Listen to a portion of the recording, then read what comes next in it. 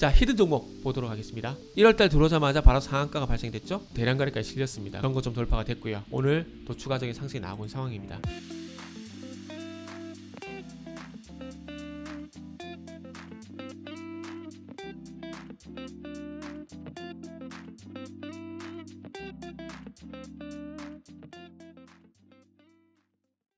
자, 반갑습니다. 알파프로 가족 여러분, 정태근 전문가입니다. 12월 4일 두 번째 방송 시작을 하도록 하겠습니다. 두 번째 방송 종목은 SK 하이닉스입니다. 그리고 방송 말미에는 히든 종목이 공개가 됩니다. 방송 끝까지 시청을 부탁드립니다. 그리고 방송 보시고 난 이후에는 좋아요, 구독 부탁드리도록 하겠습니다. 자, 그러면 시작해 보도록 할게요. 2020년 말경에 상승이 나왔었고, 그리고 난 다음에 2021년도 작년 같은 경우에 쭉 하락이 나오다가 2021년 11월 달부터 분위기가 바뀌었습니다. 모건 스탠리에서 윈터 이즈 커밍 8월 달에 그런 얘기를 했다가 11월 달 와서 싹 바꿔버렸어요. 디램은 1분기가 바닥이다 얘기를 했고, 그 이후에 쭉 상승을 달렸습니다. 그리고 최근에 주가가 꺾였습니다. 꺾이게 되면서 또 1분기에 대한 우려감 얘기 나오고, 뭐 또 반도체 안 좋아질 거다 뭐 이런 얘기 나옵니다. 물론 모건 스탠리가 여기서 여기 3개월 만에 의견을 바뀌어버렸습니다. 참 이례적인 거예요. 그러나 반도체 어떤 산업이라는 사이클링이 몇 개월마다 바뀝니까? 겨울에 핫팩 파는 것도 아니고 몇 개월 만에 이게 반도체라는 이 큰 산업이 몇 개월 만에 의견이 바뀌는 게 맞을까요? 아니라는 거예요. 제가 볼 때는 모건 스탠리에서 트랩을 쓴 것 같아요. 아니면 오판이 있었거나, 두 가지 중 하나겠죠. 오판이라고 믿고 싶습니다. 오판이라고 믿고 싶어요. 그리고 11월 달에 어쨌든 10월 달 11월 달에 모건스탠이란지, 그리고 여러 가지 외국계 증권사에서 의견이 바뀌고 쭉 상승이 나왔습니다. 그리고 나서 11월 달 이후에 또 이제 한 3개월, 4개월이 지났습니다. 이게 또 주가가 빠진다고 해서 이게 또 바뀔까요? 이게 바뀌는 게 맞을까요? 그리고 다시 이틀 전에 또 홍콩계 증권사에서 1분기 바닥이라는 리포트가 나오고 있습니다. 제가 이걸 왜 말씀드리냐면은, 한번 바뀐 분위기는 믿고 가는 게 맞다라는 겁니다. 그 얘기를 드리고 싶어요. 자, 2016년, 2017년 반도체 사이클이 있었죠. 쭉 상승 가죠. 중간에 조정도 분명히 있었습니다. 중간에 조정을 무시하라는 겁니다. 쭉 달리죠. 그리고 한동안 또 2018년, 2019년 겨울이 왔죠. 그리고 다시 어디로 갔습니까? 반도체 다시 왔죠. 조정 받죠. 가죠. 큰 흐름에서 보라는 겁니다. 큰 흐름에서 쭉 상승, 조정, 상승, 조정, 상승, 조정, 요게 답니다. 솔직히 말씀드리면. 그리고 CLSA 1분기 바닥에 대한 얘기는 작년 11월 달부터 꾸준하게 나왔습니다. 1분기 바닥 친 뒤 반등 디램값. CLSA 홍콩계 증권사죠. CLSA 올해 1, 4분기 바닥을 치고 2, 4분기 반등 전망. 좋을 땐 이런 얘기 나왔다가 안 좋을 때는 또 주가가 또 단기간에 또 꺾이면 또 걱정했다가, 저는 올해 삼성전자, SK 하이닉스 분명히 작년 대비해서 분위기가 바뀌었다라고 생각하고 있는 사람 중에 한 명입니다.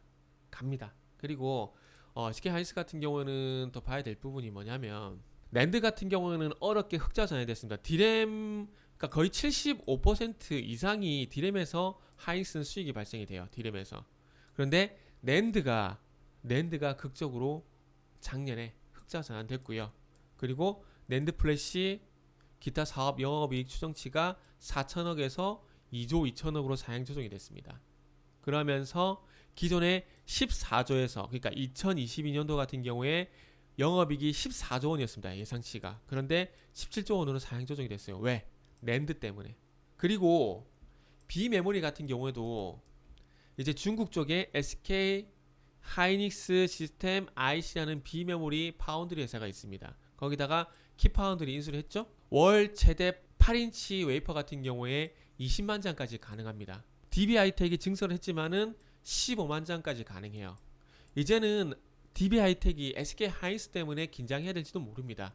거래처를 뺏길 가능성이 있다는 거예요. 그래서 낸드 때문에 14조에서 17조로 올라갔지만, 어쨌든 8인치 웨이퍼 같은 경우도 추가적으로 판매가 되게 되면 올해 20조도 충분히 가능해요. 좀 오반가요? 최소한 17조 2천억인데 17조 2천억 이상이 또 추정될 가능성이 있다는 겁니다. 2021년도에 실적 턴어라운드가 됐고, 올해 이제 17조까지 올라갔고, 이후에 또 2023년도에 20조가량 예상이 되지만은 이 20조가 정말 이 비메모리 쪽에서 발생이 된다라면은 불가능하지는 않다라고 저는 생각을 합니다. 그래서 단기 소나기에 흔들리지 마십시오.